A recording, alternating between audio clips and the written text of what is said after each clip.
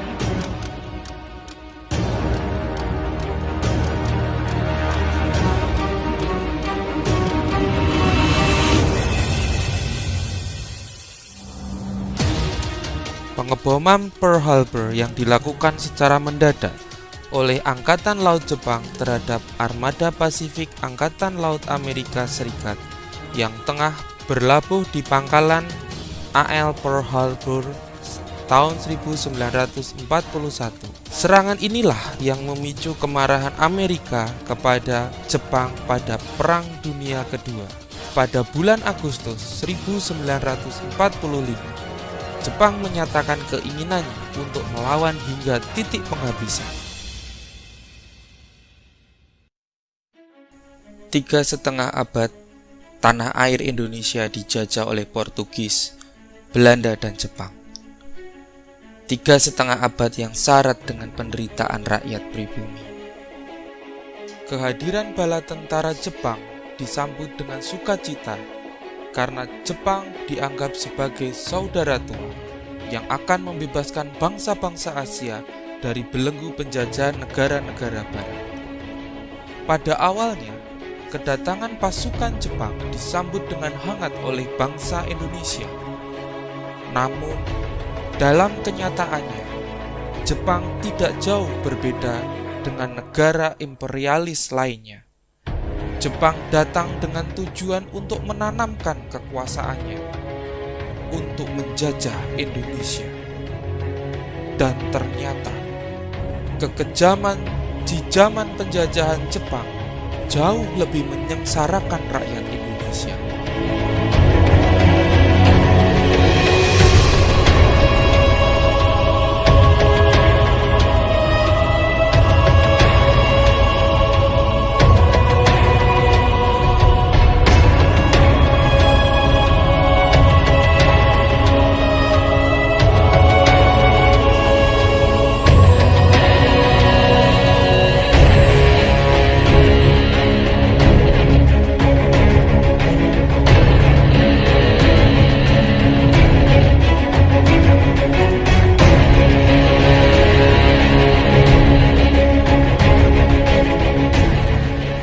Pemuda dan aktivis pergerakan berupaya dengan segala cara mempropagandakan kemerdekaan Indonesia di forum internasional.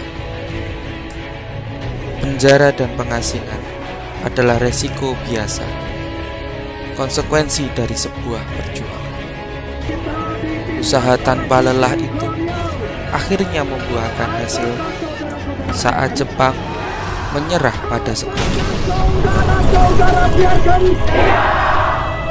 ini saatnya kita tunjukkan siapa diri kita. Berteriaklah. Momentum kekalahan perang ini dimanfaatkan dengan sebaik-baiknya oleh kaum pergerakan.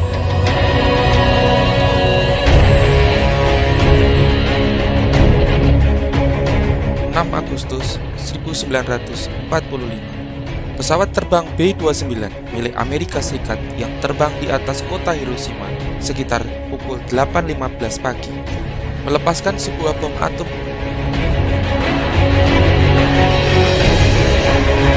Setelah ledakan tersebut, seluruh kota Hiroshima hancur lebur.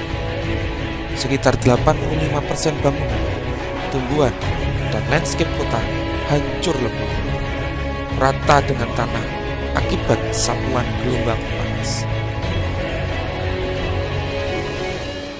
10 Agustus 1945. Di Indonesia, Sultan Syahrir telah mendengar berita lewat siaran radio BBC yang pada waktu itu terlarang oleh pemerintah Jepang.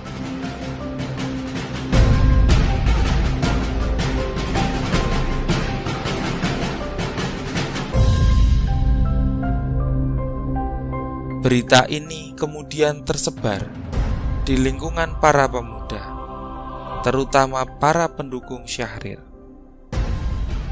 Para pejuang bawah tanah bersiap-siap memproklamasikan kemerdekaan ini dan menolak bentuk kemerdekaan yang diberikan oleh Jepang sebagai hadiah. Syahrir memberitahu penyair Chairil Anwar tentang berita dijatuhkannya pengeboman Nagasaki dan bahwa Jepang telah menerima ultimatum dari sekutu untuk menyerah. Berita ini kemudian tersebar di lingkungan para pemuda. Kita sudah berjuang, kapan kita merdeka? Kita tunggu kabarnya aja. Ada kabar luar biasa teman-teman. Jepang telah menyerah kepada sekutu. Kita harus gunakan kesempatan ini sebaik-baiknya. Apakah Anda yakin? Saya sangat yakin sekali. Saya baru saja mendengar berita dari BBC bahwa sekutu telah mengebom kota Nagasaki sehingga Jepang menyerah dengan sekutu. Untuk itu, mari kita segera memberitahukan Soekarno dan Hatta untuk segera memproklamasikan kemerdekaan Republik Indonesia. Ini momen yang sangat tepat. Jika tidak sekarang, kapan lagi? Jika tidak sekarang, atau tidak sama sekali. Setuju? Setuju. Merdeka! Merdeka! Merdeka! Merdeka! Merdeka! Merdeka! Berita ini kemudian tersebar di lingkungan para pemuda, terutama para pendukung Syahrir. 12 Agustus 1945. Jepang melalui Marsekal Terauchi di Dalat, Vietnam, mengatakan kepada Soekarno, Hatta, dan Rajiman bahwa pemerintah Jepang akan segera memberikan kemerdekaannya kepada Indonesia dan proklamasi kemerdekaan dapat dilaksanakan dalam beberapa hari, tergantung dari cara kerja PPKI. Meskipun demikian, Jepang menginginkan kemerdekaan Indonesia pada tanggal 24 Agustus. 14 Agustus 1945. Tatkala Soekarno, Hatta, dan Rajiman kembali ke tanah air, Syahrir mendesak agar Soekarno segera memproklamasikan kemerdekaan karena menganggap hasil pertemuan di Dalat sebagai tipu muslihat Jepang. Pasalnya, Syahrir berargumen Jepang setiap saat pasti menyerah kepada sekutu. Syahrir juga menyiapkan pengikutnya yang bakal berdemonstrasi dan bahkan siap melucuti senjata pasukan militer Jepang di Indonesia. Syahrir juga telah menyusun teks proklamasi dan telah dikirimkan ke seluruh Jawa untuk dicetak dan dibagi-bagikan. Namun, Soekarno belum yakin bahwa Jepang telah menyerah. Soekarno juga mengingatkan Hatta bahwa Syahrir tidak berhak memproklamasikan kemerdekaan karena itu adalah hak PPKI. 16 Agustus 1945. Golongan muda mengadakan rapat di asrama Baperpi dengan keputusan untuk membawa Soekarno dan Hatta keluar dari kota Jakarta agar tidak terkena pengaruh Jepang. Mereka diculik ke Rengas Dengklok, Karawang, Jawa Barat. Akan menembak orang preman kalau kelihatan naik mobil di malam hari. Pakailah ini. Bagaimana dengan Ibu Fatmawati? Tidak apa-apa. Anggota peta biasa berjalan dengan keluarganya.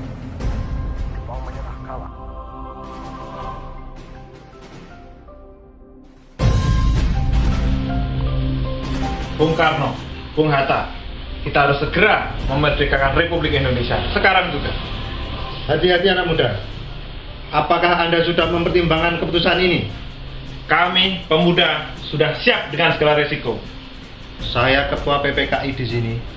Saya berhak memutuskan kemerdekaan ini. Tunggu apa lagi, Bung Karno? Ini kesempatan kita. Jepang sudah tidak punya kekuasaan lagi di negeri ini. Jepang sudah menyerah kepada sekutu bumi. Setelah melewati perdebatan antara golongan tua dan golongan muda, akhirnya Soekarno dan Hatta pun menyetujui bahwa proklamasi dapat dilaksanakan pada tanggal 17 Agustus keesokan harinya. Pada dini hari itu pula, naskah proklamasi yang sudah dibuat Soekarno Hatta bersama pemuda langsung diketik oleh Sayuti Melik.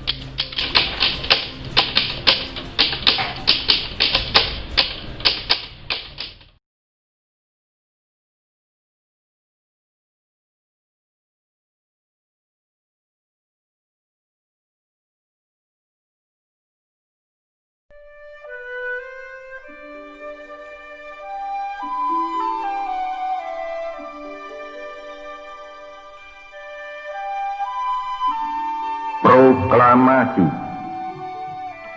Kami, bangsa Indonesia, dengan ini menyatakan kemerdekaan Indonesia. Hal-hal yang mengenai pemindahan kekuasaan dan lain-lain diselenggarakan dengan cara saksama dan dalam tempo yang sesingkat-singkatnya. Jakarta, 17 Agustus 1945, atas nama bangsa Indonesia, Soekarno Hatta.